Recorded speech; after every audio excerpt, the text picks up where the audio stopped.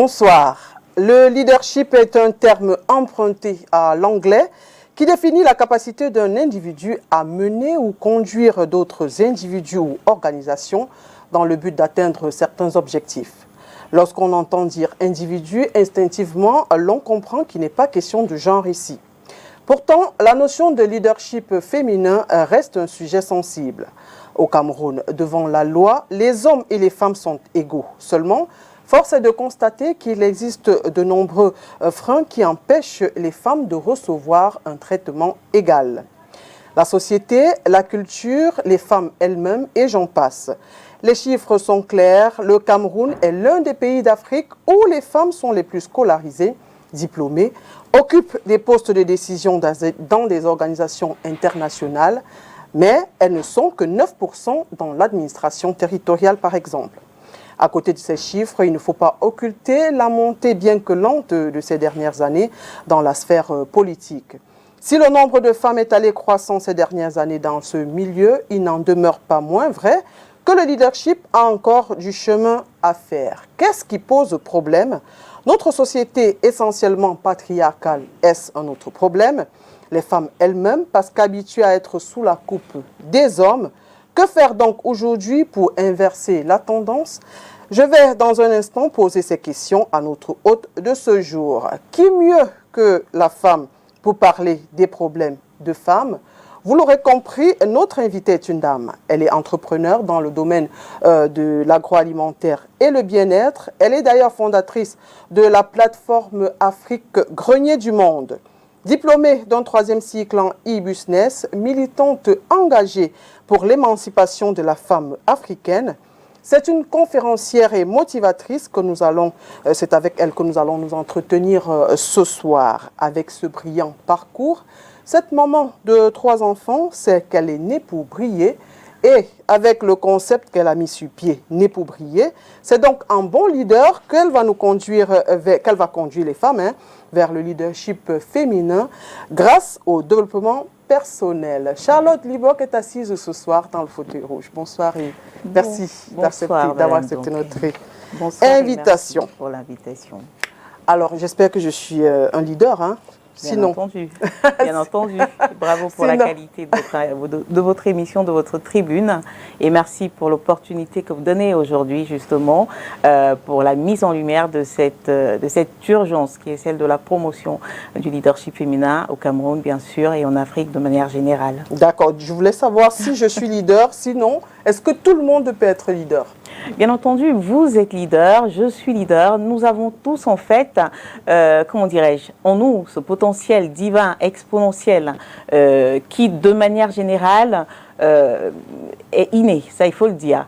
Maintenant, vous avez effectivement des personnes qui sont beaucoup plus aptes justement à déployer ce leadership-là, de par leur confiance en elles, de par leur estime justement donc de leur valeur intrinsèque.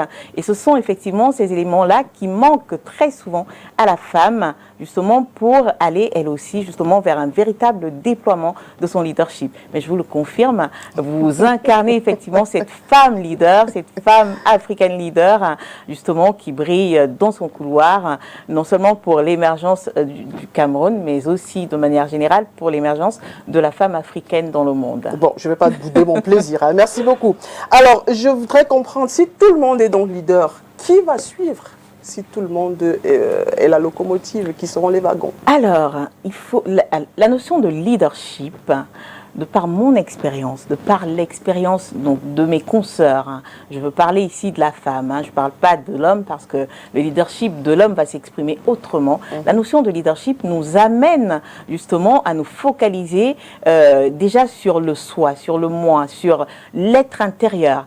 Et là, on constate en réalité que on doit d'abord parler du leadership de soi. Il s'agit de trouver en soi-même les clés, justement, qui nous permettent de réussir dans tous nos challenges. Et quand on parle de réussir dans tous les challenges, c'est pas c'est pas une exagération, c'est pas de l'optimisme poussé. C'est véritablement une réalité qui inclut, c'est vrai, les réussites, mais qui inclut également l'acceptation quand on est en face, bien sûr, donc d'événements beaucoup moins joyeux, on va dire. Voilà. Mais ça se cultive. Voilà. Et c'est à chacun de prendre conscience de la force que nous avons en nous.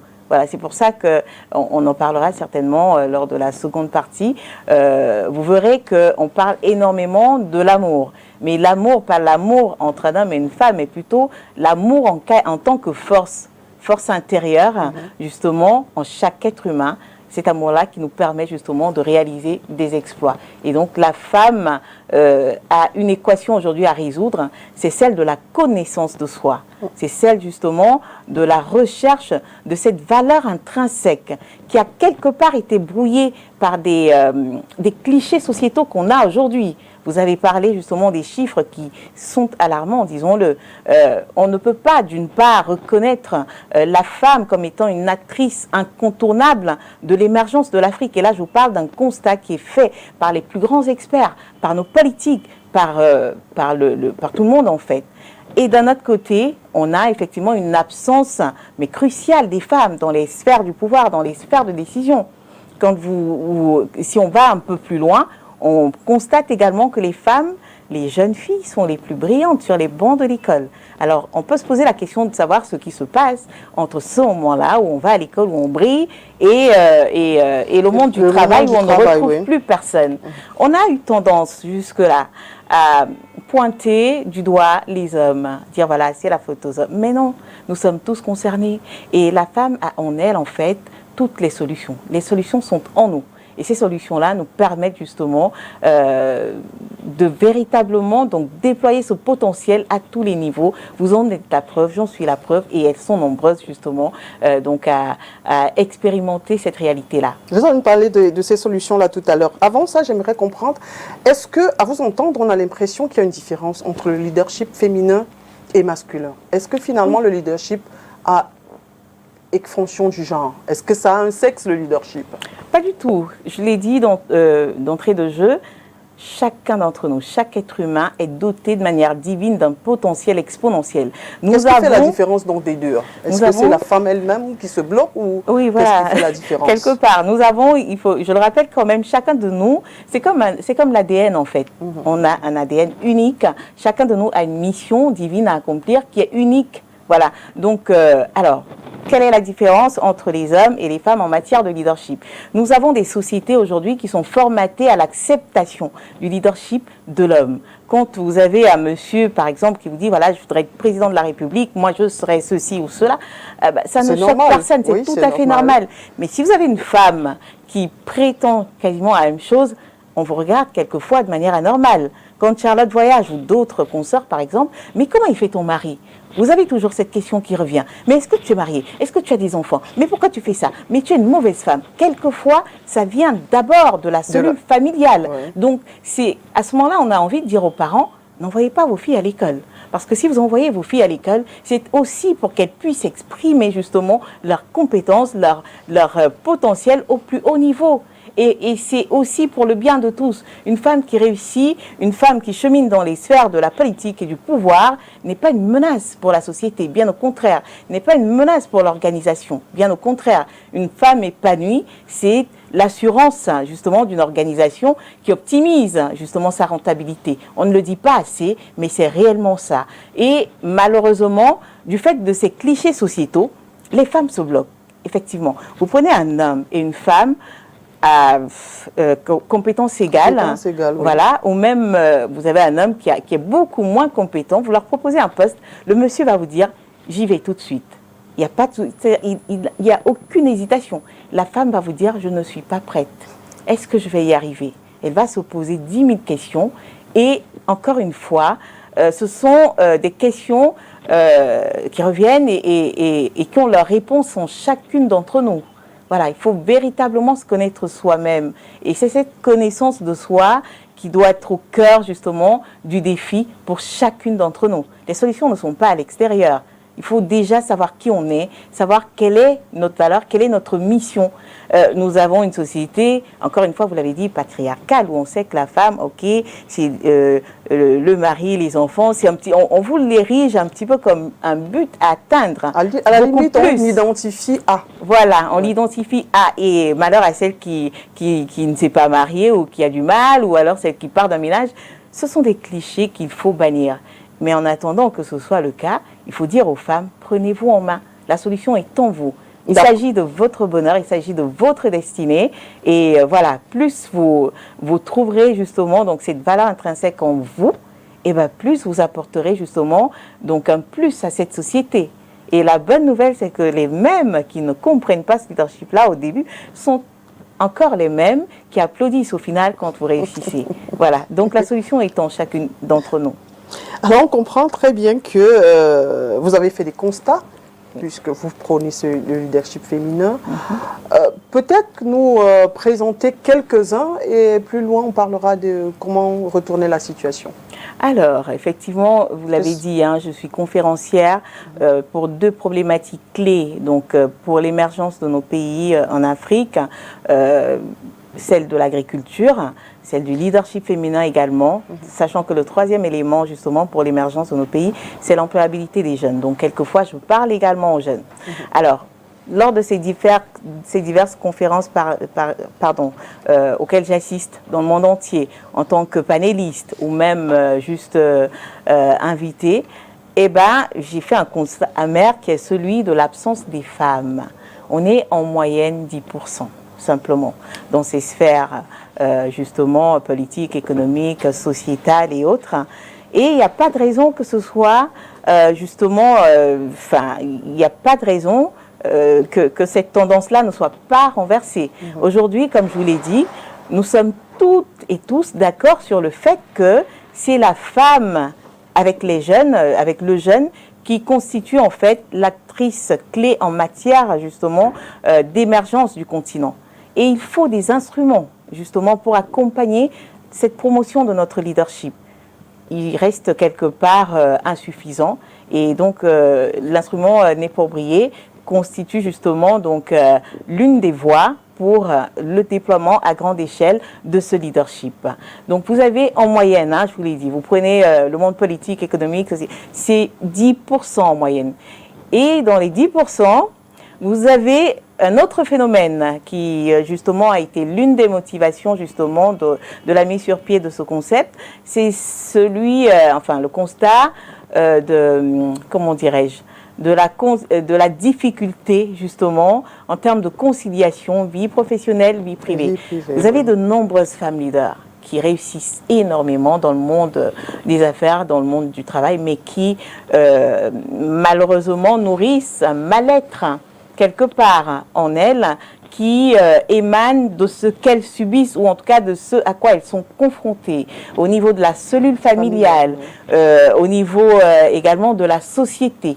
Donc comment amener ces femmes-là à réellement à ne pas culpabiliser par rapport à leur leadership, à mieux concilier justement donc leur vie professionnelle à leur vie privée, à participer de manière concrète aussi à un réel changement sociétal en rassurant justement les hommes, parce que nos messieurs, nos hommes en fait ne sont pas forcément réfractaires à notre leadership.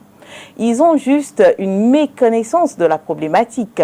Voilà, il faut justement les amener à accompagner le mouvement en leur permettant de prendre conscience du fait qu'une femme qui réussit n'est pas du tout une menace pour la famille.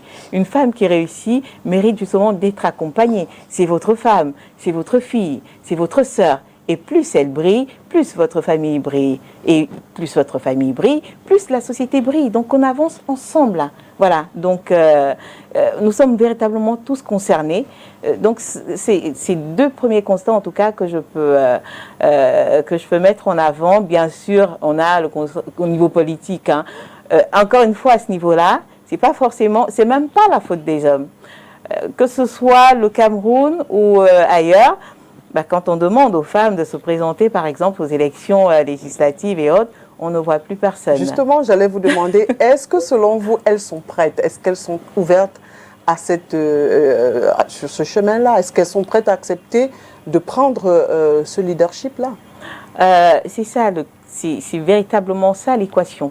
Il faut les amener à prendre conscience de leur rôle clé pour l'évolution de nos sociétés. Nos sociétés, nous les bâtissons pour nos enfants, pour un meilleur avenir pour tous. Et nous, les femmes, nous avons véritablement un rôle majeur à jouer. Donc, n'ayons pas peur d'avoir des ambitions, n'ayons pas peur de voir grand, de rêver grand. Et c'est ce qui nous manque quelque part. On nous a souvent, très souvent d'ailleurs, parlé de micro-projets. Même en termes de financement, quand on parle du financement des activités portées par des femmes, on va vous parler de microcrédits. Aujourd'hui, c'est à nous de changer la donne, de dire voilà, je veux être le prochain Aliko Dangote d'Afrique, je veux être le prochain, alors ici c'est Dampulo, hein. C'est ça, Non, hein. pour Moukete.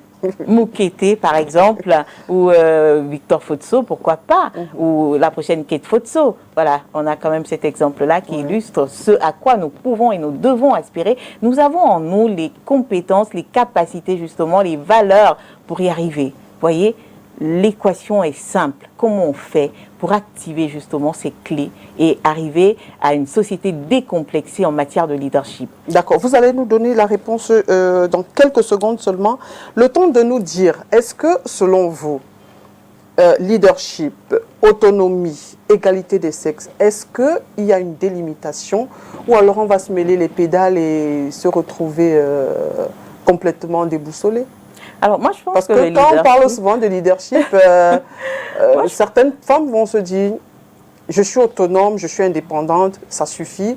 Ou alors, dès que je le suis, je suis égale à l'homme et ça va dans tous les sens. Où est la démarcation et comment faire pour bien montrer à chacun que voici le leadership et voilà en fait, les autres notions? La notion de leadership, comme je l'ai dit tantôt, a trait véritablement à la connaissance de soi. Ça n'a rien à voir avec l'homme, ça a à voir avec son propre potentiel, qui est divin. Voilà, donc on ne peut pas l'opposer en fait, ou même la mener sur le terrain de l'égalité des sexes. Personnellement, je ne suis pas féministe, hein. Je ne milite pas pour l'égalité des sexes. J'estime que nous avons énormément besoin des hommes et j'estime que l'homme reste et restera toujours le chef de la famille, le capitaine du bateau, parce que je suis chrétienne et voilà, c'est ce que la Bible nous dit. Et c'est réellement voilà, comme ça en fait que nos sociétés ont toujours évolué. Voilà, donc à ce niveau-là, on ne pourra jamais, en tout cas je m'inscris en faux avec celles qui revendiquent une certaine égalité qu'on peut justement avoir entre l'homme et la femme. Ce ne sera jamais le cas. La femme a et aura toujours son pouvoir. Et il est énorme, ce pouvoir-là, par rapport justement à l'homme. L'homme, de son côté, aura toujours son rôle de protecteur, de pourvoyeur, etc. On ne peut pas le lui, comment dirais-je, le lui retirer. Voilà, c'est la raison pour laquelle nous, les femmes, entrepreneurs et leaders, nous devons véritablement faire attention. Je discutais dernièrement avec une amie, justement, aussi très ambitieuse, qui m'expliquait qu'il faut enseigner justement aux femmes ambitieuses que si vous aviez l'habitude de dire, par exemple, à votre compagnon, à votre conjoint, je t'aime une fois par semaine, quand vous passez à la vitesse supérieure en termes de leadership, eh ben, faites-le 10 fois ou 20 fois, parce que l'homme n'a pas été préparé à l'acceptation de ce leadership. Alors, de manière... alors, ce qui se passe, c'est qu'il va se sentir menacé. Pour lui, ça va être une menace pour sa famille, pour l'équilibre familial. Et c'est là que commence justement donc l'incompréhension qui, malheureusement, nous amène à ce constat amer dans nos sociétés, à savoir, vous prenez 10 femmes entrepreneurs et leaders, vous en avez 8 qui sont seules, qui sont soit séparées, soit divorcées, soit célibataires, parce qu'elles font peur aux hommes. Oui. Tout simplement parce qu'elles ne sont pas comprises. On va vous dire, elles sont trop fortes. Mais non, ce sont des femmes fragiles. Elles ont leur crayon. Voilà. Elles ont leur part de féminité. Elles restent fragiles. Mais vous avez en face une catégorie de la jeune masculine qui a du mal à aller vers ces femmes-là parce qu'elle se dit, bah, je ne peux rien leur apporter. Alors que c'est faux. La femme aura toujours besoin de l'homme et vice-versa. Et chacun restera à sa place. Donc, la notion de leadership et d'autonomie, voilà, ça c'est un fait, en fait, qui a trait, du moins, qui devrait être cultivé par chaque être humain, qui a à voir avec notre mission divine, qui est unique et exceptionnelle. Et la notion d'égalité des genres, enfin, égalité des sexes, je ne m'y reconnais pas. Voilà, quand je suis dans une sphère, je ne dis pas je suis un homme, je suis une femme, je dis je suis une actrice du changement, je suis une opératrice, justement, économique. Par contre, mes yeux s'ouvrent avec amertume quand je constate qu'autour de moi, il n'y a pas de femmes, il n'y a que des hommes. Et que eux, de leur côté, me regardent en disant « Mais encore toi, mais qu'est-ce que tu fais là ?» Mais non, non, non, c'est notre place. Et nous devons pousser ces portes. Est-ce que finalement, ce n'est pas beaucoup de charge aussi pour la femme? C'est-à-dire, elle doit se battre pour être acceptation de soi, être leader. Elle doit encore se battre pour convaincre celui qui est en face. Écoute, je ne suis pas ton adversaire, je suis plutôt complémentaire. Est-ce que ça ne fait pas trop pour la même femme qui en même temps a des enfants, qui travaille quelque part, est-ce que ça ne fait pas beaucoup finalement pour cette femme? C'est énorme.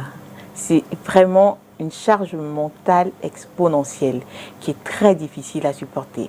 Et c'est la raison pour laquelle, justement, on a mis en place donc cet instrument, on n'est pas oublié, ces conférences, pour amener les femmes déjà à sortir de l'isolement. Il faut savoir que la femme entrepreneur ou leader, la femme ambitieuse, la femme qui décide tout simplement de libérer son potentiel, est très souvent très seule, très combattue par tous, et même quelquefois par ses consoeurs.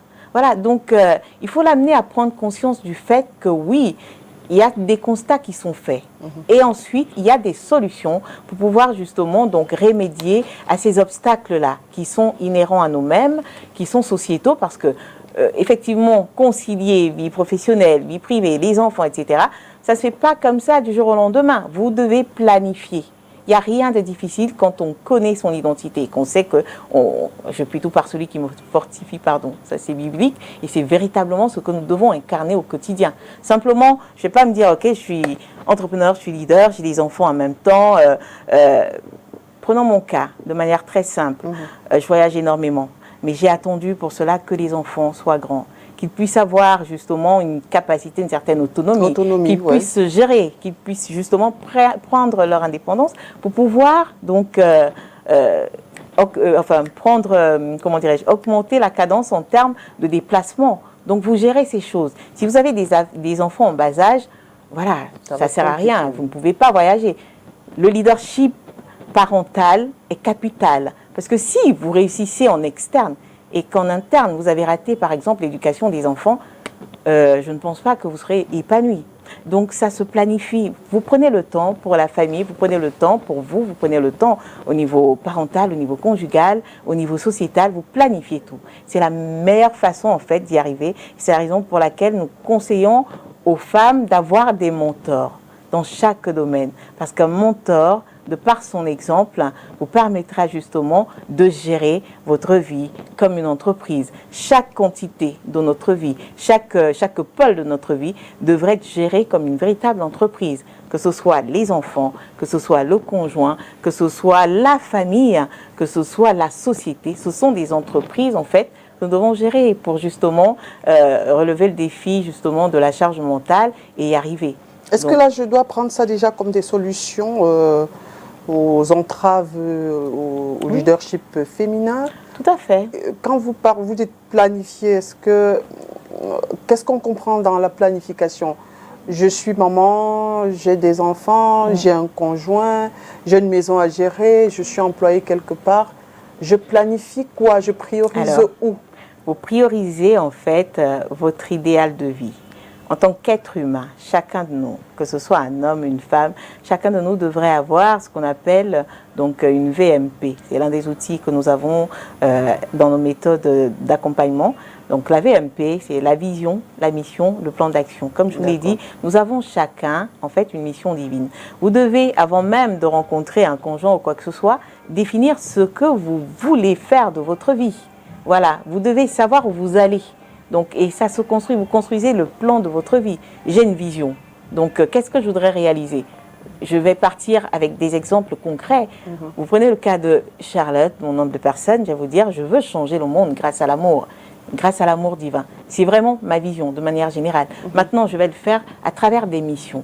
Donc, la première mission, c'est changer mon Afrique, donc œuvrer pour une véritable révolution agricole, qui va permettre non seulement au continent de retrouver sa liberté, parce qu'un peuple qui dépend de l'extérieur pour manger est un peuple qui n'est pas libre, hein, il faut le dire, œuvrer également pour l'émergence du continent, donc parce que j'aime l'agriculture, donc je le fais avec amour, je partage les solutions, et ça je le fais pour changer le monde quelque part. Donc cette mission-là va rejoindre ma vision initiale. Et je vais et tout ça en fait devrait absolument être lié à vos passions, voilà, à vos passions. Vous ne devez pas avoir l'impression de travailler. Je suppose que là, en tant que journaliste, vous savez de quoi je parle, parce que voilà, quand c'est la passion on s'amuse, on n'a pas l'impression de travailler. Et c'est ce petit truc-là qu'il faut trouver. Et malheureusement, on ne le trouve pas souvent à l'école. On le trouve en apprenant à se connaître soi-même. Voilà, c'est pour ça qu'on intègre effectivement la notion de développement personnel pour trouver ce pourquoi justement de notre passage sur Terre. Donc ça va très loin. Donc là, je vous ai parlé de l'agriculture comme mission. La deuxième mission, c'est celle justement de la promotion du leadership féminin. Donc je veux changer le monde par l'implication de plus de femmes entrepreneurs et leaders justement dans la société pour une société meilleure. Et je le fais avec amour. Donc c'est deux missions bien déterminées qui vont donc contribuer donc à la matérialisation de ma vision. Quand je partirai de ce monde, vous aurez des monuments, certainement. Charlotte Livold, née pour briller, voilà, elle a laissé des ouvrages, voilà. Donc, et chacun de nous, en fait, a comme ça donc une vision, une mission qu'elle doit matérialiser en plan d'action, vous voyez. Et c'est ça que nous devons construire. Vous construisez justement cet outil-là. Et quand vous rencontrez votre conjoint, ou même, vous pouvez la construire également après la rencontre d'un conjoint ou pas. Ça vous permet, donc, en termes d'organisation, de mieux planifier pour arriver justement à quelque chose de correct, vous voyez. Voilà. Et c'est quelque chose que vous devez, tous les experts en matière de développement personnel vous diront, vous devez le construire en fait au quotidien. Voilà. De manière, la vie, hein, on évolue, il y a des étapes, etc. Donc, il faut ajuster quelquefois. Votre mission doit rester la même, mais vous devez travailler en fait au quotidien pour votre mission. Et ça passe par divers outils. La culture, par exemple, de ce que j'appelle le TFP. Il n'y a rien sans travail véritablement soutenu. Il faut bosser, il faut persévérer dans ce qu'on fait, il faut avoir la foi. Voilà, donc c'est c'est toute une école en fait. Et comme je le dis, on ne l'apprend pas sur les bancs de l'école.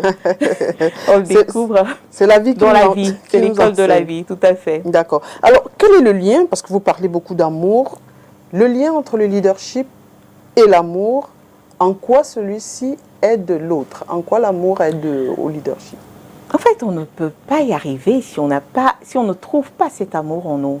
D'accord. Moi, je l'ai trouvé justement du fait de l'adversité à laquelle j'ai fait face, justement dans le cadre du déploiement de mon leadership. Je n'ai jamais reculé, mais ça a été tellement violent. Donc, au point où vous vous dites, alors soit je recule et je renonce à moi quelque part, je renonce à ma mission ici-bas, je renonce à ma vision, soit j'avance.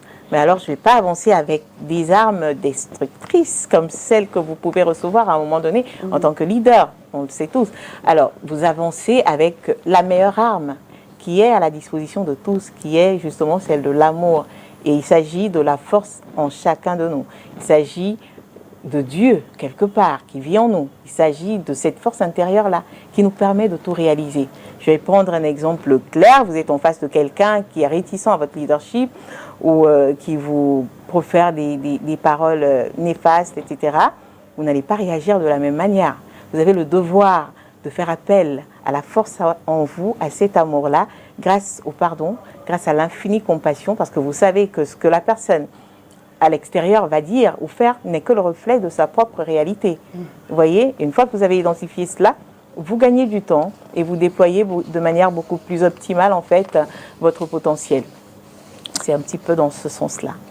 Alors, est-ce que les femmes, parce que tout à l'heure vous avez parlé, on a parlé du patriarcat, est-ce que les femmes ont cet amour-là, déjà, pour elles-mêmes et pour leurs sœurs? Parce que l'autre pont, j'ai envie de dire, l'autre point réfractaire, c'est la femme elle-même. Oui. La femme qui combat. Oui, beaucoup. Pourquoi la femme refuse d'accepter quand sa consoeur est en poste de responsabilité ou quand elle doit rendre un service à une autre femme? Comment faire déjà pour déconstruire cela et montrer à la femme qu'elle peut et donc elle n'a pas besoin de combattre sa sœur? Comment déjà déconstruire cela? Parce que c'est tellement flagrant dans notre société qu'on a peur. Exactement. Vous touchez du doigt là l'un des obstacles clés de notre leadership. Vous avez effectivement les obstacles inhérents à la femme elle-même, mais vous avez un obstacle en fait qui est quelque part, comment dirais-je, assez dégoûtant en tant que femme, qui est celui du manque de solidarité. Nous devons véritablement tout faire pour aller vers une sororité en fait, hein, donc une solidarité effective entre les femmes. C'est vrai que c'est inexplicable. Hein. Alors, encore une fois, là-dessus, je suis obligée de vous prendre ma propre expérience de femme entrepreneur et leader. C'est tout simplement parce que les femmes se disent, c'est pas possible, elles n'y croient pas. Il y a un manque de confiance en soi qui est énorme, qui est même anormal. Parce qu'en fait, il faut savoir une chose, quand vous partagez votre information, quand vous aidez votre prochain, vous semez en fait dans votre propre champ. Les fruits, c'est vous qui les récoltez. Donc les femmes ont plutôt intérêt à partager, à s'aimer soi-même et à s'aimer justement, donc à aimer le prochain. Et malheureusement, c'est tellement rare qu'à un moment donné, effectivement, on arrive à de la méfiance parce que très souvent, c'est celle que vous aidez qui vous tire encore dessus. Je pense que vous savez de quoi je parle. À ça, qu'est-ce qu'il faut faire? Encore une fois, il faut faire appel à l'amour. Parce qu'il n'y a que l'amour qui peut vous amener à rester vous-même déjà et à continuer de bâtir justement cette société meilleure. Il faut mettre en place des outils justement d'accompagnement pour ces femmes-là, pour qu'elles puissent prendre conscience du fait que la solution est en elles. Tu ne tires pas sur ta sœur, parce qu'en réalité, la lumière de ta sœur contribue en fait à te faire briller toi. Donc tu prends conscience du fait que tu as un rôle à jouer également, que tu as un potentiel d'abord. Donc ce n'est pas anormal de voir des femmes justement briller dans les hautes sphères du pouvoir. Prenons mon cas, mais vraiment, très souvent, ce qui revenait ou ce qui revient, de moins en moins aujourd'hui parce que voilà, il y a quand même une certaine évolution, c'est mais franchement, elle réussit parce qu'elle va avec X, Y ou Z. Pendant très longtemps, j'ai souffert de ça. Et la plupart des femmes, malheureusement, dans les hautes sphères du pouvoir, connaissent en fait ce fléau. Vous avez même, avec aujourd'hui l'avènement des réseaux sociaux, ça va très loin vers le harcèlement. J'ai une amie, ancien ministre, qui a été harcelée et ça aboutit d'ailleurs à, comment on appelle ça, à un divorce. Donc ça va extrêmement loin, cette méchanceté-là. Si les femmes pouvaient prendre conscience du fait qu'ensemble, on va plus loin, ensemble, on est plus fortes, et que justement, la conquête, elle se fait, il n'y a rien d'impossible. Vous devez avoir des grandes ambitions. Alors si elles n'ont pas cette capacité justement donc de les nourrir, il faut demander de l'aide. Voilà, parce que nous sommes toutes nées pour briller et nous sommes toutes appelées pour briller. Il n'y a pas de limite. Il ne faut pas se limiter.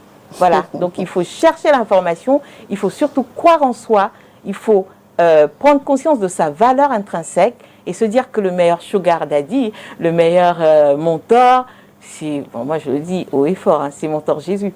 Donc c'est encore une fois la force en nous, la force en chacun. Et avec ça, il n'y a vraiment pas de limite. Mais ce que vous venez d'évoquer là, c'est vraiment l'un des fléaux donc, de notre leadership. Vraiment. Au risque de paraître redondante, je ne sais pas qu'est-ce qu'il faut faire pour briser dans cette chaîne et leur montrer qu'elles sont nées donc pour briller, parce que effectivement, celles qui servir des outils, il faut leur servir les outils. Ces outils, par exemple, c'est les conférences nées pour briller, donc que nous tenons ici au Cameroun, donc le 10 décembre du côté du Starland Hotel à Yaoundé, au Carrefour Bastos, et le 17 décembre à Douala, donc toujours au Starland Hotel à Bonabéry. Donc lors de ces conférences-là, nous aurons des femmes leaders, donc camerounaises qui seront là pour parler justement de leurs astuces en termes justement de leadership, de leurs astuces réussite, épanouissement, bonheur. Voilà, on parlera de la confiance en soi, comment on l'acquiert, comment on va vers justement donc la culture de l'estime de soi. Parce qu'une femme qui a confiance en elle, une femme qui connaît sa valeur intrinsèque ne sera jamais justement réfractaire à la lumière d'une autre femme. Bien au contraire, elles vont s'attirer, elles vont justement, créer des synergies collaboratives pour aller beaucoup plus loin. Et pour justement arriver à ces résultats-là, il faut absolument amener ces femmes-là à cultiver la confiance en elles, cultiver donc l'estime de soi, aller vers également l'apprentissage de la culture d'un réseau. Comment on fait en tant que femme je suis une jeune femme, belle, etc.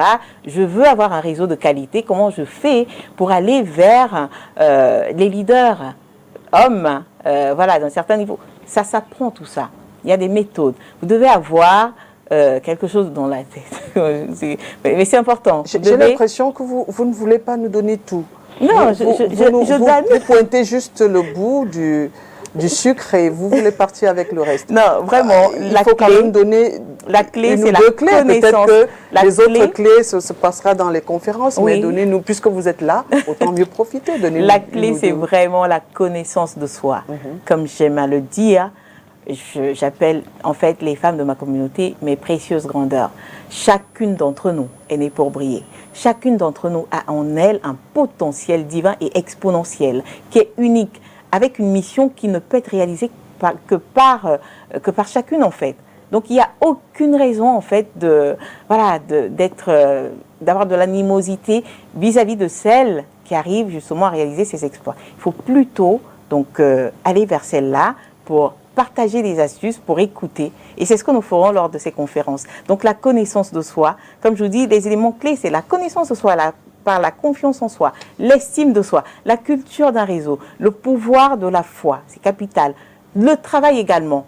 Charlotte Leboeuf ne représente absolument rien sans les compétences qui sont les siennes, sans les valeurs qui sont les siennes.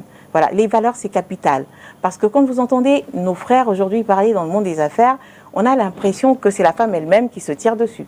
Quelquefois, c'est ça. Il faut prendre conscience du fait que nous avons en nous, mais comme ils le disent eux-mêmes, les femmes ont le pouvoir, mais elles ne le savent pas.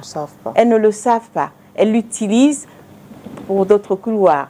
Il faudrait qu'on arrive aujourd'hui à nous imposer. Donc au niveau politique, au niveau économique, au niveau de la défense de diverses causes comme l'agriculture, comme le leadership féminin, comme la santé, comme l'environnement.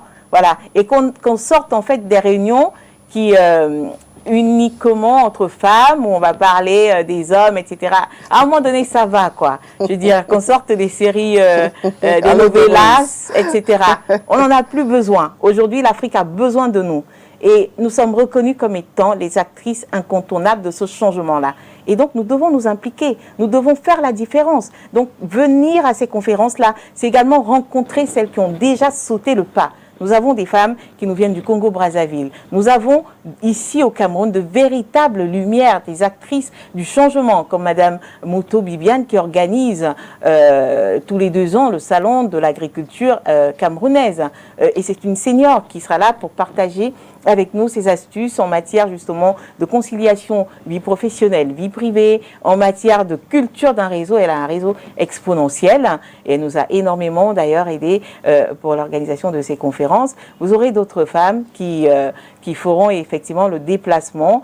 Là, c'est un petit peu trop tôt pour donner tous les noms, mais ce sera vraiment du beau monde. Donc, venez apprendre auprès de ces femmes-là et surtout, venez réseauter. Parce que là, véritablement, tout passe par le réseau également. Je connais un tel qui connaît un tel qui connaît un tel. Donc, les femmes que vous rencontrerez ce jour-là seront là également pour partager donc, avec les diverses participantes leur réseau pour bâtir ensemble, pour construire ensemble. Et nous évoquerons cette question de la sororité qui est capitale justement pour l'émergence de notre leadership. En quoi le coaching ici est important? Parce que vous avez parlé de mentor, Est-ce qu'ici, il faut vraiment être coaché pour reconnaître sa valeur intrinsèque Alors, moi, je ne parlerai pas de coaching. Je ne suis pas coach. Aujourd'hui, sur Internet, il y a énormément il y a de vrais coachs, il y a des coachs. Voilà, vous avez de tout. Donc, du coup, la notion de coaching, je la mets un petit peu de côté et je parle plutôt d'accompagnement.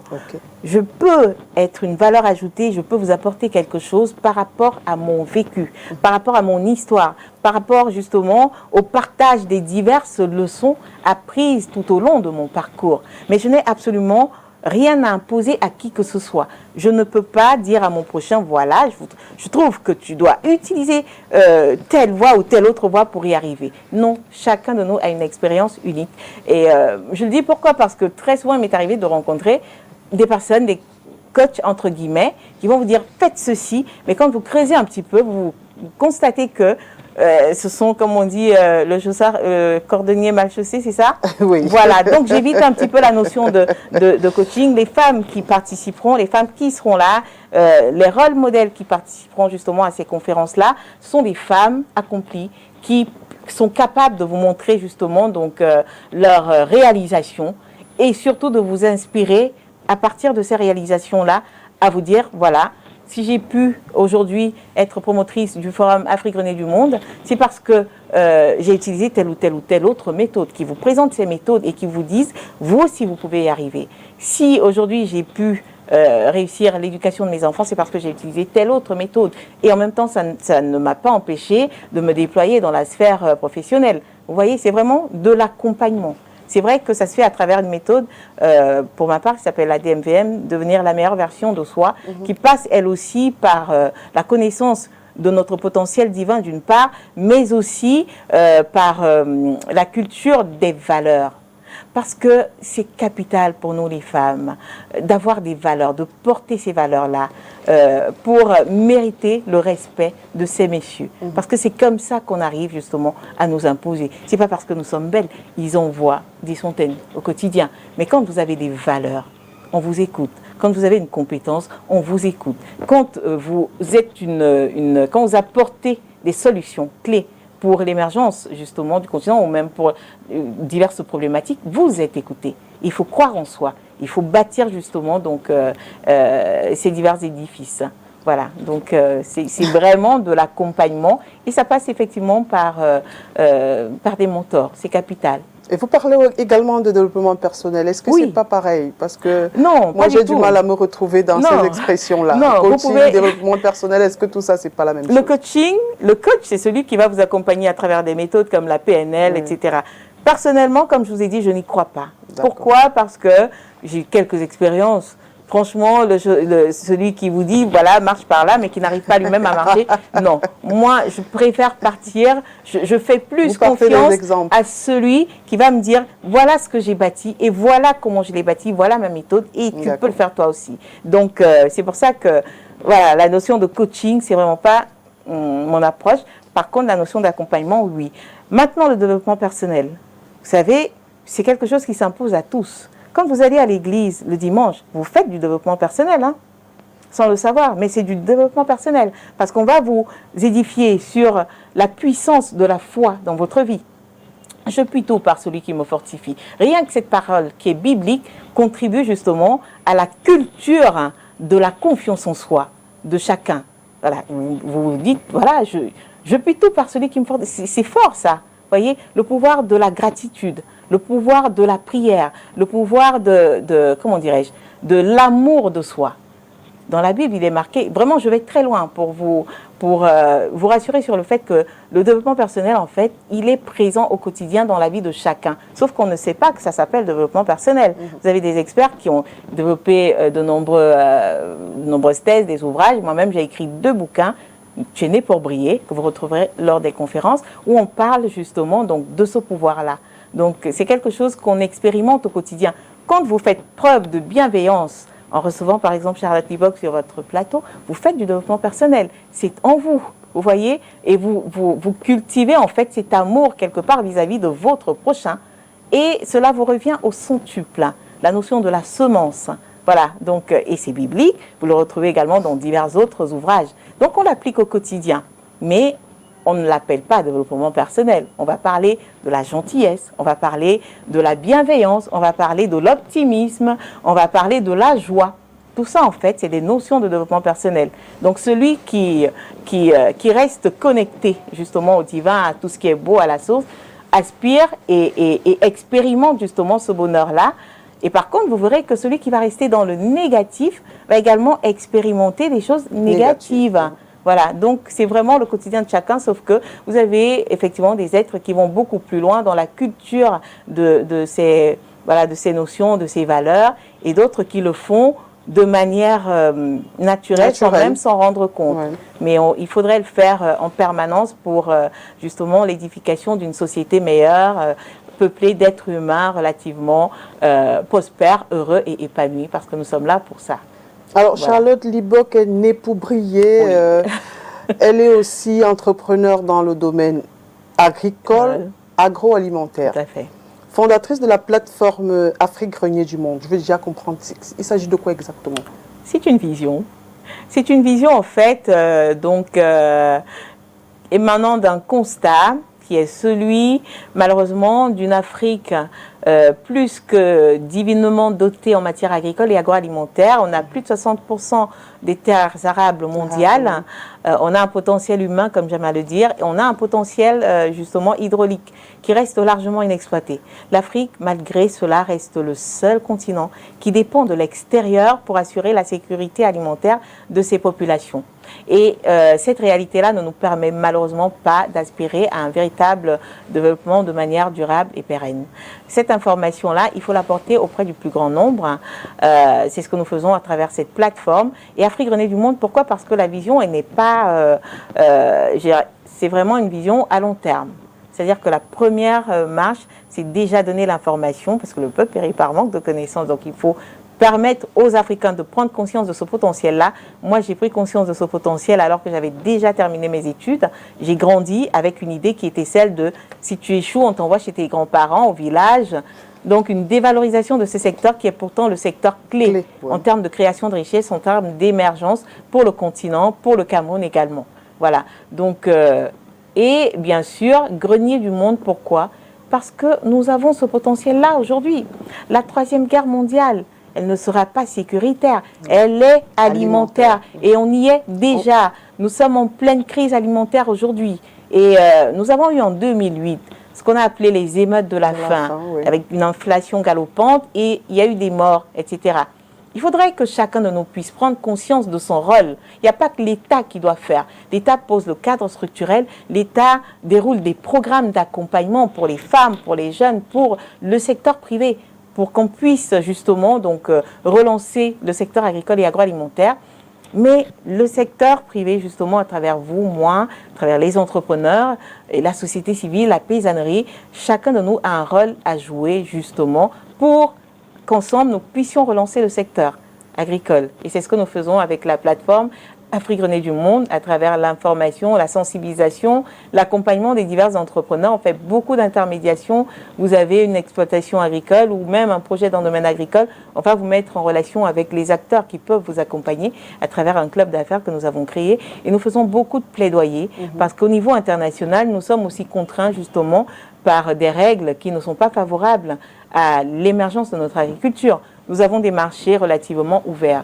Donc, supposons que vous vous engagez dans la culture du riz.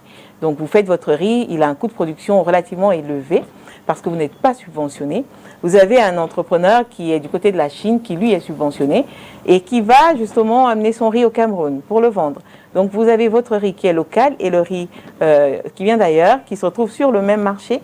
Et votre riz à vous va être beaucoup plus cher même s'il est de bonne qualité. La ménagère qui vient, elle n'a qu'une préoccupation, c'est nourrir sa famille. Donc, elle va acheter le riz le moins cher qui vient de l'extérieur, ce qui fait qu'on n'avance pas. Malgré tous les efforts, aujourd'hui, qu'est-ce qu'on voit? On a de nombreux entrepreneurs, des investisseurs qui mettent de l'argent dans ce domaine-là et qui, malheureusement, n'arrivent pas à avoir un retour sur investissement. Donc, on travaille sur toutes ces questions-là avec nos États, puisque le travail, on le fait vraiment à l'échelle panafricaine, avec les institutions internationales aussi, avec les ONG, pour pouvoir donc valoriser cette Afrique et lui permettre de reprendre justement donc ses lettres de noblesse en matière de sécurité alimentaire, en matière de souveraineté alimentaire. Et aujourd'hui, le contexte s'y prête avec justement ce qui se passe du côté de l'Ukraine. C'est l'occasion pour nous de retourner justement au consommation local que nous devons promouvoir à grande échelle, entre autres. Justement, comment valoriser le potentiel agricole du Cameroun? Alors, il faut véritablement opérer un travail systémique. Il faut créer de la valeur sur, comme on dit, sur l'ensemble de la chaîne. C'est-à-dire qu'aujourd'hui au Cameroun, vous avez, on a quand même une certaine production. C'est le cas dans d'autres pays aussi. Une production qui est perdue parce que nous avons des chaînes de valeur qui ne sont pas structurées. Vous avez dans certaines spéculations, comme les fruits, 40 à 60% de pertes post-récolte. C'est-à-dire que le fruit est là, les produits sont là, mais on les perd tout simplement parce qu'il n'y a pas d'infrastructure. Nous n'avons pas les routes, bon ça c'est le rôle de l'État, mais nous n'avons surtout pas, comment dirais-je, à notre échelle, hein, en tant Usines de qu'entrepreneur. transformation. Voilà, on n'a pas d'unité de transformation, on n'a pas d'école de formation pour ne serait-ce qu'accompagner les jeunes qui veulent se lancer ou même les femmes justement à transformer de manière artisanale, parce que ça aussi c'est possible. On n'a pas de service en termes de conseil, on n'a pas de financement. Voilà. Et ce sont en fait des volets qui pourraient être développés en fait par le secteur privé. Comme je le dis aujourd'hui, l'urgence est réelle et nous n'avons pas à attendre que l'État fasse. C'est à nous également de prendre notre part de responsabilité. Moi, je vais le faire à travers l'information, la sensibilisation, l'accompagnement des entrepreneurs. Vous pouvez le faire à travers, par exemple, la communication sectorielle. Quelqu'un d'autre va le faire à travers le financement du secteur ou même, je ne sais pas, la formation, comme je le disais tantôt. Et donc, il faut véritablement montrer aux uns et aux autres comment rentabiliser tout ça en investissant en fait dans l'agriculture, dans le secteur agricole et agroalimentaire, qui représente aujourd'hui, on est à peu près à 400 milliards de dollars selon les chiffres de la Banque mondiale. Et du fait de la croissance démographique que connaît l'Afrique aujourd'hui, c'est un marché qui va passer à plus de 1000 milliards de dollars à l'horizon 2030, c'est-à-dire dans moins de 10 ans. Ça veut dire qu'il y a de la place pour tout le monde. Justement, vous allez nous expliquer ça toute la l'heure. Oui, oui, allez-y. Oui, allez-y. Alors, je voulais juste dire par rapport à ça que les futurs millionnaires et milliardaires de l'Afrique seront, pour la plupart, issus du secteur agricole et agroalimentaire. Et je fais un clin d'œil à la jeunesse africaine, à la jeunesse camerounaise qui est ingénieuse en la matière et qui aujourd'hui, grâce au digital, arrive à véritablement faire de très grandes et belles choses et qui méritent d'être encouragées dans ces efforts-là. D'accord. Je voulais aussi faire une parenthèse en termes d'information. STV a déjà une émission qui promeut justement la chaîne de valeur agricole. L'émission Agrimag est là pour promouvoir justement l'agriculture. Alors, comment déjà attirer tout le monde? L'agriculture, c'est salissant. Tout le monde a envie d'être fonctionnaire. Comment faire déjà pour donc montrer aux jeunes, parce que la fonction publique, c'est en moyenne 20 ou 30%. C'est ça. C'est tout ce qu'elle peut prendre. Qu'est-ce qu'on fait donc du reste de jeunes? Comment mettre donc dans la tête de monsieur, des jeunes surtout, qu'il faut regarder agriculture désormais? Il faut leur montrer ce qu'est l'agriculture aujourd'hui. C'est-à-dire que le fait que vous venez d'évoquer est vraiment réel. Quand vous dites agriculture, et c'était mon cas aussi il y a un peu plus d'une décennie, la plupart en fait ont le réflexe production. C'est la production justement qui nécessite, qui devrait d'ailleurs pour ma part rester entre les mains de la paysannerie. Vous voyez, je vais produire du manioc, etc. Je vais faire mettre en place des exploitations agricoles. Ça, malheureusement, c'est ce qu'on comprend tous. Alors qu'en fait, l'agriculture aujourd'hui, comme je le disais, c'est toute une chaîne de valeur. Je suis entrepreneur agricole, je ne vais pas dans une exploitation agricole. J'ai essayé, c'est pas mon truc, j'ai lamentablement échoué et j'ai abandonné. Et ce que j'ai fait comme équation, c'était mettre mes compétences de communicante, d'experte en digital au service de ce secteur agricole. Et aujourd'hui, je gagne ma vie grâce à l'information, grâce à l'intermédiation donc dans ce secteur clé, grâce à ma casquette de conférencière où justement je défends le potentiel, où je présente le potentiel du secteur agricole à travers le monde. Ce sont des métiers nouveaux qui devraient justement intéresser nos jeunes.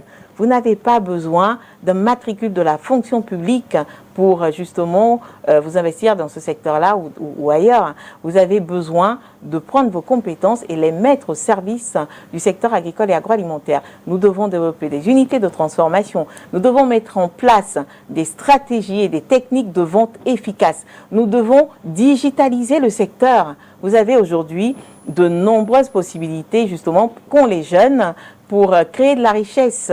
En partant de pas grand-chose, j'ai un ordinateur, j'ai accès à Internet, à WhatsApp, je commercialise des produits.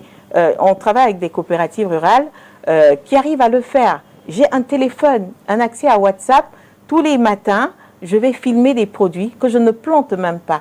D'autres vont planter. Moi, je vais juste filmer les salades, les radis, les tomates et je vais envoyer à ma communauté qui va passer les commandes et je vais envoyer toutes ces commandes-là à un transporteur qui, lui, va se charger des livraisons. C'est des choses qui se font déjà aujourd'hui, donc au Cameroun. Hein, donc, et c'est des métiers que vous pouvez faire en étant derrière un bureau, avec une veste, une cravate, tout ce que vous voulez. Vous n'avez pas besoin de vous salir. C'est ce qu'il faut montrer aux jeunes. Il faut montrer aux jeunes ces entrepreneurs-là qui réussissent, ces nouveaux entrepreneurs agricoles, justement, qui travaillent de partout et qui incarnent justement cette nouvelle génération d'entrepreneurs agricoles qui bâtira cette Afrique grenier du monde.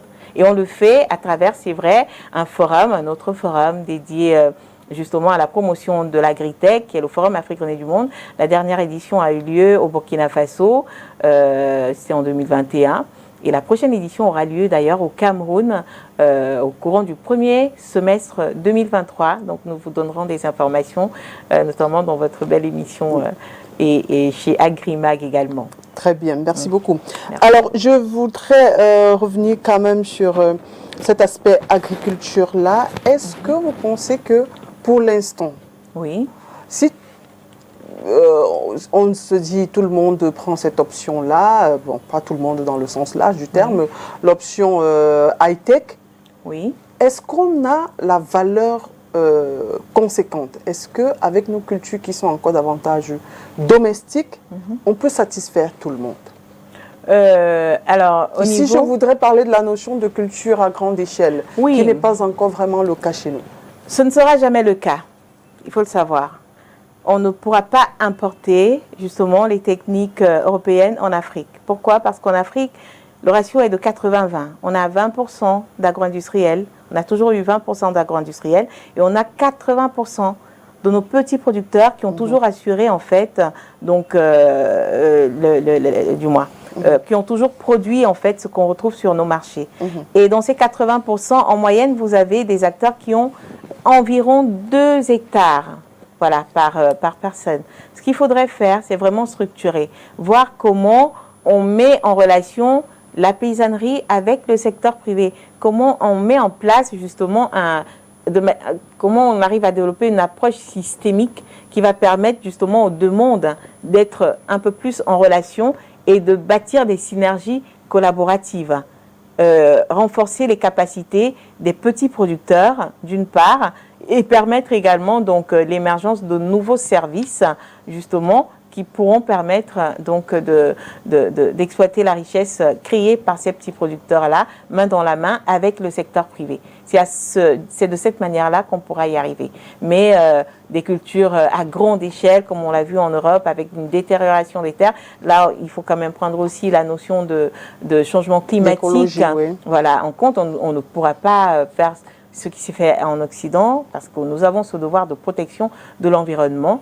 Aujourd'hui, vraiment, il s'agit de structurer encore et encore et encore, aller à la recherche de l'information. Nous avons un ministère de l'Agriculture qui est largement fourni en matière d'information, mais il y a quand même une inadéquation entre comment dirais-je, les acteurs qui pourraient faire la différence. Je veux parler du secteur privé et bien sûr et la paysannerie. Il n'y a pas de pont entre ces deux mondes-là. Nous avons aujourd'hui, pour avoir discuté avec lui, le ministre Gabriel Mbairobe, qui est un excellent visionnaire en la matière et qui, avec son équipe, arrive à mettre en place des dispositifs relativement favorables à une émergence de l'entrepreneuriat agricole chez les jeunes et chez les femmes. Donc, allons à la recherche de l'information et ensemble, faisons bouger les choses. Le potentiel est énorme, exponentiel. Et c'est l'occasion pour moi de faire un clin d'œil à tous ceux qui œuvrent depuis de nombreuses années pour la promotion du Made in Cameroun.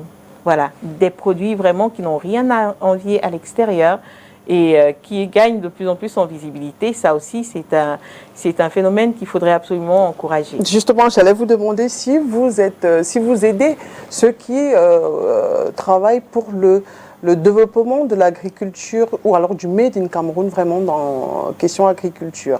Alors, j'ai eu, je suis plutôt. Là, on est vraiment, c'est des mécanismes assez difficiles à mettre en place. Donc, on suit ce qui se passe au Cameroun, parce que c'est vrai qu'on travaille au niveau de l'échelle panafricaine. On est aujourd'hui au niveau du volet information et sensibilisation avec beaucoup de conférences, etc. Si vous prenez la période de septembre à aujourd'hui, on a fait la REF avec le MEDEF, qui est le patronat français. Ensuite, on a fait... Non, la REF, c'était 27 patronats à Abidjan, plutôt, 27 patronats francophones. on a eu les universités du MEDEF, on a eu l'OMC, donc on a énormément travaillé à l'échelle internationale. Mais au niveau national, depuis quelques années maintenant, on a effectivement des contacts avec des coopératives rurales, avec des acteurs privés également, donc qui se lancent dans la promotion donc du Made in Cameroun, et on suit. Encore une fois, à ce niveau-là, il faudrait vraiment aller vers une véritable structuration, vers des synergies collaboratives renforcées aussi, surtout d'abord entre les acteurs locaux eux-mêmes. Et nous, on vient en relais, bien sûr, au niveau international et au niveau panafricain d'ailleurs. On fait pas mal de mise en relation au niveau de la sous-région, parce que nous avons l'autre opportunité qui est celle de la SLECAF, qui va nous permettre aujourd'hui donc d'aller à la conquête de nouveaux marchés. Donc les opportunités sont là. Et encore une fois, il faut du temps pour structurer et surtout de la volonté, pas politique. La volonté politique, c'est une chose, mais de la volonté donc de chacun, un éveil du secteur privé, une réappropriation, donc d'une reconquête de ce secteur clé par le secteur privé. Et je suis persuadée que c'est tout à fait possible au Cameroun. Et les femmes ont un rôle clé à jouer justement en la matière. Je veux parler justement des femmes. On parle de la chaîne, nous sommes en bout de chaîne, comment redistribuer, comment... il faut penser à la source. Oui. L'agriculture, c'est-à-dire la terre en elle-même. On se rend compte que ce sont des femmes qui sont beaucoup plus dans ce secteur-là. Je ne sais pas si je veux revenir sur la notion de leadership aussi à ce niveau-là. Il faut, c'est important, surtout en zone rurale. Comment faire d'en sortir ces femmes, parce que c'est elles qui sont actrices, mais elles sont reléguées, deuxième plan, c'est un peu proche. Elles sont toujours mises très loin derrière. Qu'est-ce qu'il faut faire pour cela? Encore une fois, c'est un travail structurel qu'il faut opérer à ce niveau-là, au niveau communautaire. Parce qu'effectivement, le constat est réellement amer. Les femmes sont incontournables, justement, dans le domaine. Elles sont celles qui travaillent le mieux, mais elles sont celles qui manquent de manière cruciale de formation et surtout de financement. Et pour revenir au financement, l'un des obstacles clés qu'on a très souvent, c'est celui du manque elles n'ont pas de propriété foncière parce que ça appartient à l'homme. Et l'homme ne cède pas parce que voilà, c'est comme ça, c'est sociétal, etc. Donc il faudrait amener les hommes, la gente masculine, à prendre conscience justement de l'urgence et de la nécessité pour les femmes d'être justement propriétaires terriennes. Voilà, parce qu'encore une fois, pour la famille, ce n'est pas du tout une menace. Voilà, on crée de la richesse et on le fait ensemble. Et les femmes ont prouvé aujourd'hui que quand on leur confiait de l'argent, elles investissaient à grande échelle et elles remboursaient. Donc aujourd'hui, au niveau international, par exemple, vous avez de nombreux organismes qui veulent travailler avec des femmes, qui veulent financer directement les femmes, mais qui ne trouvent pas encore les relais pour le faire. Donc il faut y aller pas à pas, parce que comme je le dis, on bâtit ensemble, on construit ensemble. Au niveau communautaire, aller peut-être à la rencontre des chefs traditionnels et les amener à prendre conscience justement comment le dire, des avantages pour les femmes justement d'accéder à la propriété foncière. Ça, c'est de 1. Maintenant, au niveau également politique, il faudrait qu'au niveau de l'Assemblée nationale, les réformes foncières qui sont encore en cours, il me semble, puissent véritablement prendre forme et puissent être justement à l'avantage des femmes, puissent favoriser justement un véritable entrepreneuriat chez la femme. Voilà. Donc, c'est un travail de longue haleine que nous devons opérer ensemble. Il faut un peu plus de lobby donc, chez les femmes. Je sais qu'au niveau du Cameroun, il y en a plein qui le font. Et Mama Bibiane Moto, dont je vous ai parlé, c'est que Madame Elissa Arbang Ekoutou fait un travail remarquable également à ce niveau-là. Il y en a d'autres, mais il faut aller beaucoup plus loin. Et il faut occuper le terrain pour persuader justement donc, nos chers messieurs de l'urgence et de la nécessité de faire confiance à la femme et de lui donner la possibilité d'avoir accès à plus de formation, plus de financement, pour une optimisation justement donc, de leurs activités. Vous œuvrez également pour la promotion de l'investissement agricole en Afrique subsaharienne. Oui. Comment est-ce que vous le faites d'abord pour le Cameroun. Moi, avant d'arriver en Afrique, comment est-ce que vous l'implémentez chez nous? On n'est jamais prophète chez soi, on pourrait le dire. Mais moi, je suis quand même prophète chez moi. J'adore le Cameroun. Le Cameroun, on a souvent tendance à dire, machin. Non, on arrive à travailler au Cameroun. Moi, j'arrive à travailler au Cameroun. J'ai d'autres confrères qui arrivent à travailler au Cameroun. Et comment on travaille pour le Cameroun? Déjà en externe, où on est. Je suis basée à Paris. Et à chaque fois qu'il y a une activité, donc au niveau, du moins avec les autorités camerounaises, quand elles viennent donc présenter le potentiel donc exponentiel de notre pays, ça s'est fait dernièrement au mois de juin, et ben on le fait ensemble. Voilà. Et pareil, il y a eu Paris, il y a eu La Haye également, donc aux Pays-Bas. On prend un plaisir énorme à le faire. On se rend compte à quel point notre pays est beau et doté d'un potentiel exponentiel. Et c'est vraiment une fierté, justement, donc, de valoriser donc, ce potentiel-là et le vendre à l'international. Donc ça, on le fait. Mais ici également, donc, au niveau national, on travaille, la plateforme Afrique du Monde travaille depuis de nombreuses années en coopération avec des coopératives de femmes rurales. Donc, qu'on guide en matière d'information. On a eu quelques femmes qui ont fait le déplacement de Ouagadougou, donc pour le Forum Africain du Monde, et nous sommes en perpétuel contact justement pour les aider dans le renforcement de leurs capacités au niveau digital. Il nous est arrivé également d'équiper, même à titre personnel, quelques coopératives rurales, donc au niveau du petit matériel. Donc, on est là. On a participé, on a même initié et participé au forum, je crois que c'était en 2016, c'était un forum dédié à la promotion de l'agriculture de seconde génération à l'époque, qui a rassemblé quand même plus de la moitié des membres du gouvernement, plus de 400 participants, et qui a permis justement de renforcer le débat quant à l'urgence et la nécessité justement de la relance du secteur agricole et agroalimentaire donc dans notre pays. Personnellement, j'ai pu échanger et même travailler donc avec les divers ministres, sauf l'avant-dernier, donc de l'agriculture. Et dernièrement, donc au mois d'octobre, j'ai eu l'opportunité de rencontrer en présentiel donc le ministre Bayrobé, avec lequel nous allons certainement travailler en 2023 sur les problématiques dont je viens de vous parler, à savoir l'entrepreneuriat des jeunes et surtout la promotion donc de l'agritech au Cameroun. Voilà, donc les initiatives sont là. C'est une question de volonté. Quelquefois, les moyens ne suivent pas toujours, c'est vrai, mais on y arrive. Voilà, c'est vraiment... Alors, de votre point de vue, est-ce que les problèmes agricoles sont les mêmes dans l'agroalimentaire? Oui, disons que tout est lié. Hein, oui. Tout est lié. Comme je vous ai dit, on a un problème en termes de structuration. Voilà, on ne pourra pas avoir un secteur agroalimentaire relativement prospère sans une agriculture structurée. Il faut aller vers la construction justement donc, de systèmes relativement efficaces. Il faut avoir une approche systémique pour justement donc, avoir des systèmes imbriqués les uns dans les autres, la paysannerie avec le secteur privé et puis la construction de filières. Voilà.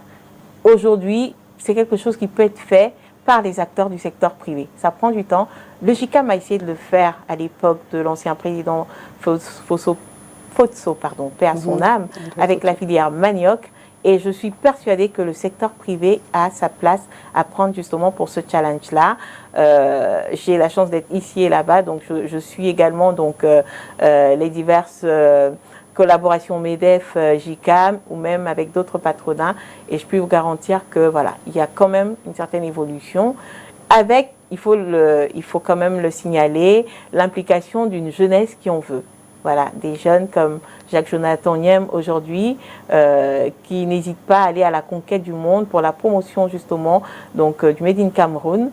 On en a de plus en plus. Flavien Kouacha, justement, que je salue au passage, et voilà, que j'ai vu débuter hein, donc, avec l'aquaponie. L'aquaponie, voilà, donc ils sont nombreux.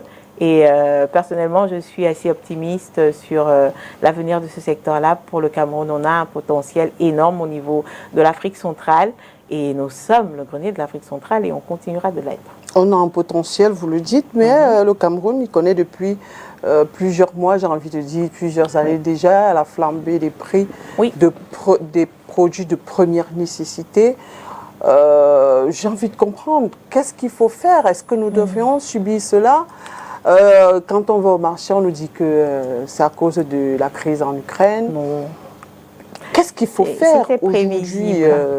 C'est un peu sensible. C'était prévisible. C'est un peu sensible, mais j'aime bien aborder ces questions-là parce que nous sommes tous concernés. Ouais. Vous voyez, depuis tout à l'heure, je dis, l'État a un rôle clé à jouer et le joue. Mais vous avez le secteur privé qui, pour ma part, tarde à prendre sa part de responsabilité. L'État ne pourra pas tout faire. Ce qu'on connaît aujourd'hui, on l'a prévu depuis de nombreuses années. Quand on parle, quand j'échange avec des experts au niveau du NEPAD, par exemple, de l'Union africaine, etc., on n'a pas de solution. La seule solution, c'est véritablement l'engagement des uns et des autres, le retour à la terre. On n'a pas d'autre solution. Nous avons un phénomène en Afrique qui est celui de la croissance démographique sans précédent. Un pays comme le Cameroun, je crois que c'est 35%, non, 70% de la population qui a moins de 35 ans. Ouais. Il faut nourrir ces populations. Donc, on a une offre aujourd'hui alimentaire qui n'est plus du tout véritablement adaptée, voilà, justement à ces populations-là, qui continuent, du moins, le phénomène ira crescendo. Donc, l'inflation, j'ai envie de vous dire, on est au début. Donc, si on ne retrousse pas nos manches, si chacun ne prend pas conscience de son rôle clé, justement, pour l'émergence du secteur, on risque même d'avoir de nouvelles émeutes de la faim et de pointer le gouvernement alors que ce n'est pas la faute du gouvernement. Nous sommes tous concernés. C'est à chacun de prendre conscience justement donc, de sa responsabilité pour un véritable changement. Nous, société civile, secteur privé, enfin société civile surtout, on milite pour un plaidoyer à l'international. Mais au niveau national, il faut mettre en place effectivement donc, des outils dédiés à la promotion de l'entrepreneuriat agricole. Comme je l'ai dit tantôt, l'entrepreneur agricole aujourd'hui, c'est quoi? Ne pas présenter aux jeunes des papis dans les champs, etc., dans des conditions assez misérables, mais plutôt leur présenter des jeunes comme Flavien Kwacha, qui fait le tour du monde aujourd'hui grâce justement à son challenge agricole, qui gagne des millions, il faut le dire, l'un des futurs millionnaires, et ça, effectivement, qui est parti de rien, il faut le dire également, et qui n'arrête pas. Et ça permettra justement de susciter la graine d'entrepreneur dont on a besoin pour un véritable changement. Ce qui se passe, effectivement, donc, on a la croissance démographique, on a eu les effets justement de la crise sanitaire qui ont plutôt été bénéfiques puisqu'on a pu constater qu'on pouvait se passer des importations massives. Donc, raison pour laquelle il faut également activer un autre levier qui est celui de la promotion, encore une fois, du consommant local, l'encadrer et le privilégier de plus en plus, aller vers une protection minimale de nos marchés qui, elle, permettra justement donc aux entrepreneurs de véritablement opérer un retour au secteur. Parce que si vous mettez vos millions dans, par exemple, j'ai pris la culture du riz tout à l'heure, et qu'au final vous perdez, vous allez vous dire, ok, je vais voir ailleurs. Et c'est ce qui est arrivé à plusieurs personnes en fait. Il faudrait à ce niveau-là qu'on puisse arriver à une protection minimale de nos marchés de manière à ce que les entrepreneurs et les investisseurs qui se lancent justement dans l'agroalimentaire puissent trouver leur marge de manœuvre. Il y en a plein. Vous avez de nombreux innovateurs en la matière. Je veux parler de monsieur Sam, j'ai oublié le nom, qui fait dans l'innovation avec la spéculation pistache. Voilà, donc il fait des mets de pistache, il fait de la farine de pistache, il fait même des produits, comment on appelle ça, des produits de beauté à base de pistache. Donc vous avez de l'innovation dans ce pays, mais qui n'est accompagnée par personne. Voilà, donc il faut y croire, il faut y aller. Ça passe d'abord par le nerf de la guerre qui est l'information. Il faut donner, bravo à vous pour votre émission Agri Plus, parce Agrimag, pardon, parce que c'est ce type de tribune que nous devons avoir dans tous nos pays en Afrique pour valoriser ce secteur-là. Personne ne le fera à notre place. Je dis bien personne. Avec ce qui s'est passé au niveau de, ce qui se passe au niveau de la crise russo-ukraine, qui défend l'agriculture africaine? Personne. Il n'y a que les Occidentaux. On est très peu à le faire. Et ça suscite des vocations. On a besoin d'avoir des journalistes sectoriels qui puissent réellement porter la cause, des conférenciers qui puissent porter la cause. Donc le challenge est véritablement énorme, mais on y arrivera.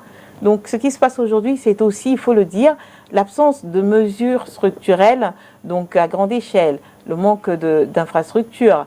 On a eu les accords de Maputo où nos États se sont tous engagés à financer le secteur à hauteur de 10%. Donc, de nos budgets, ça n'a jamais été fait. Donc, quelque part, nos dirigeants ont aussi leur part de responsabilité. Et moi, je discute avec eux, je le dis haut et fort. Il faudrait que ça bouge. Il faudrait véritablement qu'on puisse dire, voilà, le secteur agricole est le secteur clé et qu'au niveau des budgets, on puisse justement accorder la plus grande part du budget à l'agriculture pour revenir à notre sécurité alimentaire et aspirer à notre souveraineté alimentaire. C'est capital et vital pour notre croissance et c'est capital et vital pour la croissance justement de notre économie. Alors, vous n'êtes pas au Cameroun. Certains vous diront que vous ne vous êtes pas frotté aux réalités du terrain, aux entraves à gauche, aux lenteurs administratives à droite. Peut-être que vous parlez parce que vous êtes de l'autre côté. Non, je ne suis pas de l'autre côté. Je suis en Afrique. Je suis au Cameroun, en Côte d'Ivoire, au Ghana. Enfin, voilà. Sinon, comment contourner dans tout cela? Chacun doit mettre la main à la pâte. Oui. Ceux qui n'ont pas d'argent ou n'ont pas accès à la bonne information ou à la bonne porte, j'ai envie de dire, comment ils font? Ils vont tout simplement appliquer. On revient encore une fois à la notion de force intérieure. Vous voyez, il faut croire en soi. Il n'y a rien que vous ne puissiez être, faire ou avoir quand vous êtes conscient de la force en vous. Voilà, des gens comme Flavien Kwacha, des gens comme Charlotte Bibok qui sont partis de rien. On n'a pas eu, voilà, comme on dit, une cuillère en or à la bouche. Non, non, non. On a travaillé. Il faut aimer ce qu'on fait. Il faut avoir une vision. Il faut la cultiver. Il faut persévérer. Il faut accepter de voir des portes se fermer et ne jamais renoncer justement à son idéal. Continuer de pousser encore et encore et encore. Donc ça passe, encore une fois, on revient, vous voyez, aux fondamentaux que sont la confiance en soi, l'estime de soi. Et là, je sais que je suis capable et qu'en face, il n'y a aucun obstacle en fait.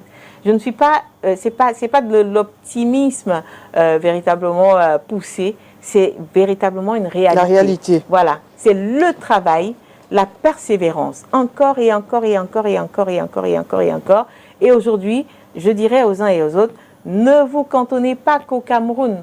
Si vous trouvez que le Cameroun est dur, essayez de regarder à côté. Et vous n'avez pas besoin de sortir du Cameroun pour vous intéresser à ce qui se passe ailleurs.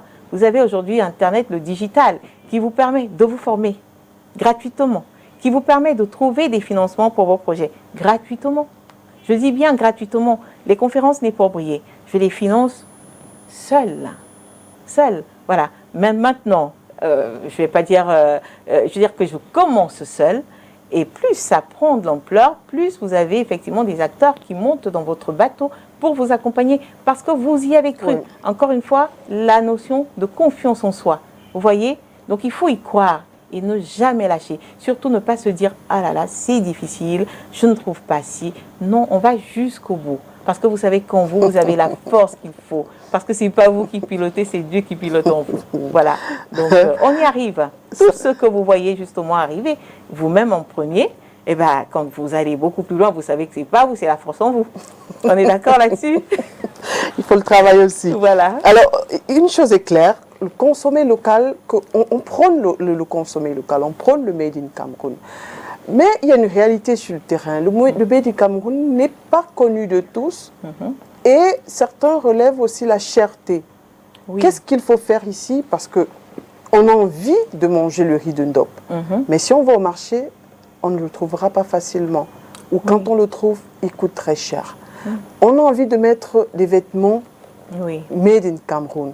Mais on va se dire, entre celui qui a été fait à la main, si cette chaussure faite à la main me coûte 15 000, en face, j'ai celle qui me coûte 2 500 ou 5 000. Comment faire donc pour que nous soyons accessibles à tous et facilement, parce que, quoi qu'on dise, la ressource financière n'est pas toujours là. Capital. Ben, à cette question, ben, on revient tout simplement, effectivement, à l'urgence, à la nécessité d'accompagnement de ce mouvement. Il n'y aura pas de promotion du Made in Cameroun sans un véritable engagement de nos autorités, de l'État. Voilà. Donc ailleurs, les entrepreneurs locaux sont accompagnés, ils sont financés Voilà, et je le vois, hein, donc lors de divers salons internationaux, vous avez des délégations, notamment de d'autres pays, qui font vraiment la promotion donc, du made, enfin, consommant local à l'international et aussi au niveau national. Donc, je pense que nos autorités ont effectivement un rôle clé à jouer en la matière. Ça, c'est le premier point en termes de solution. Et le deuxième, je l'ai dit tantôt, c'est une protection minimale de nos marchés.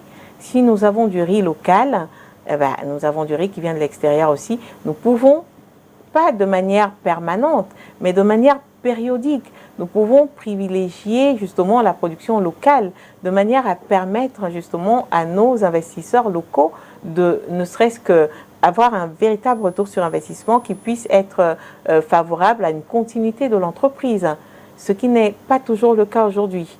Donc vous avez des pays comme le Sénégal où on a eu des exemples concrets où le président Macky Sall a pris effectivement donc, des mesures protectionnistes avec certaines spéculations comme l'oignon par exemple.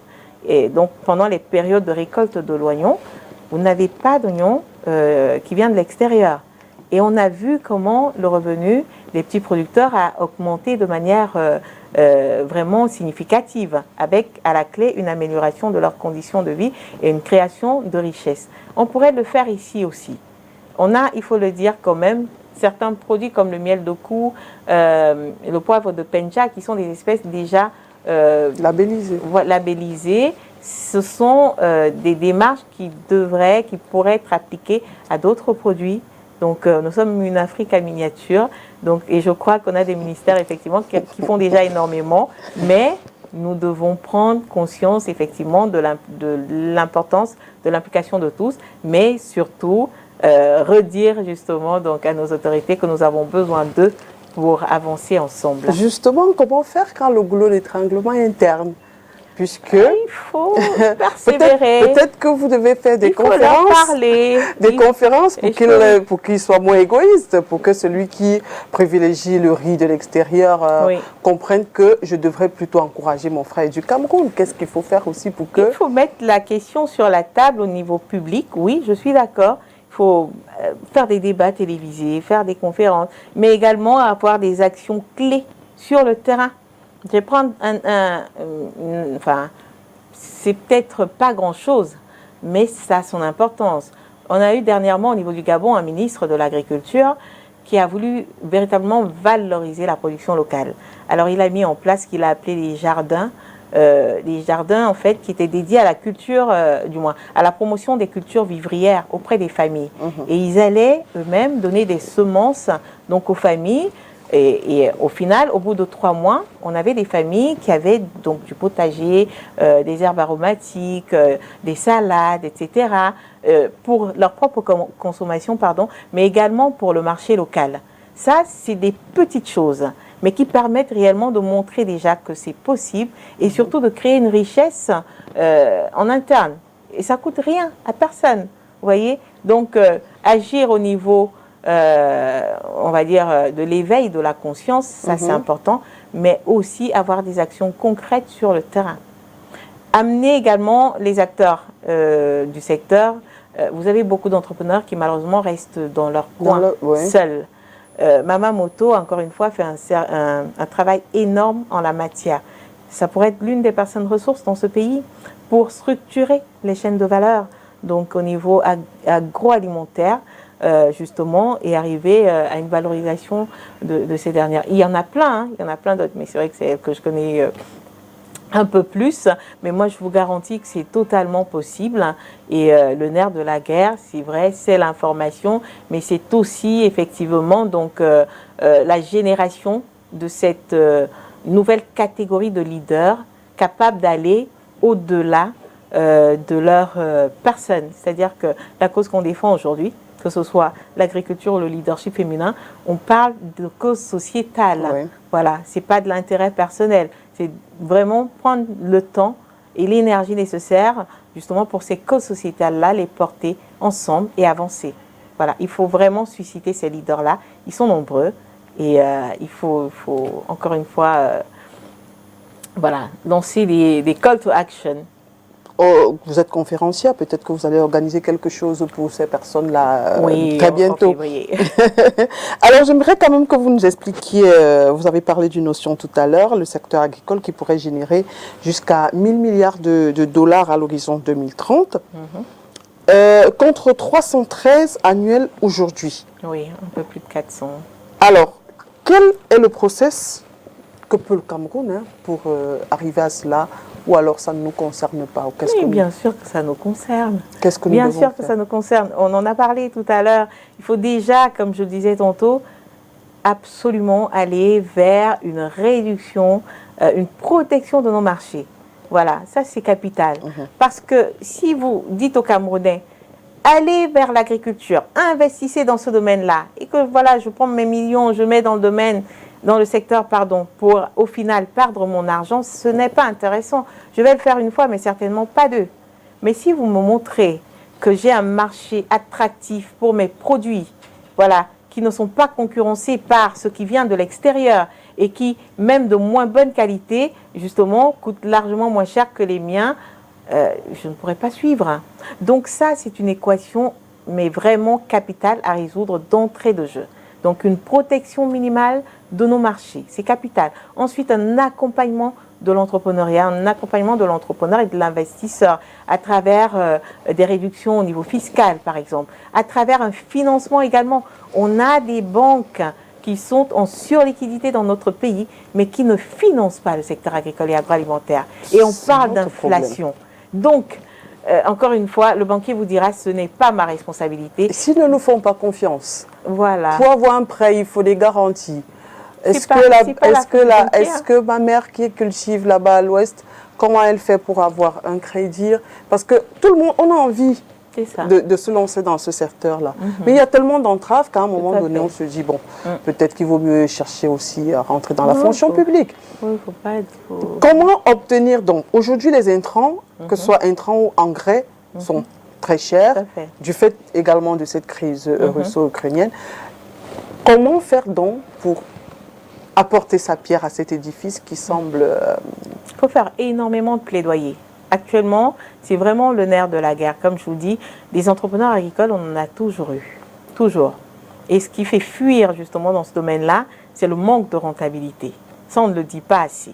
Aujourd'hui, c'est vrai qu'on est à l'ère des réseaux sociaux, devenir riche grâce à l'agriculture, mais une fois qu'on l'a dit, on n'explique pas justement à l'interlocuteur en face comment on devient riche grâce à l'agriculture. Moi, je me suis lancée dans la culture, du moins dans la production de culture vivrière. Je me suis fait avoir au niveau de l'achat des terres, elles n'étaient pas vendables.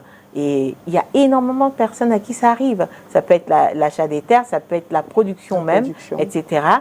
Qu'est-ce qu'il faut faire par rapport à ça? Encore une fois, structurer, avoir une approche systémique, faire un plaidoyer auprès de nos dirigeants, c'est capital. Mais en attendant que ce plaidoyer-là porte des fruits, il faut s'organiser en filière, il faut porter des initiatives privées, justement, se mettre ensemble, créer des synergies entre le secteur privé et la paysannerie, c'est capital, amener chacun justement à faire ce qu'il sait faire de mieux. Donc, le paysan, il continuera de cultiver, donc on l'aide dans le renforcement de ses capacités. Et nous, si on est expert, par exemple, au niveau de la vente des produits ou au niveau digital, on va l'aider dans la commercialisation de ses produits, mais bien sûr, avec une approche business, vous voyez.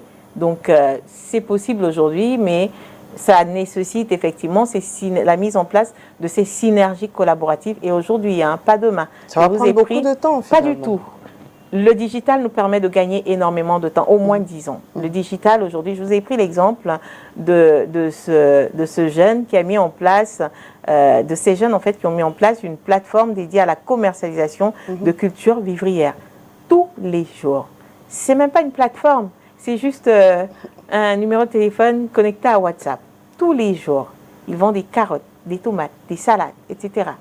Donc, et il ne cultive absolument rien.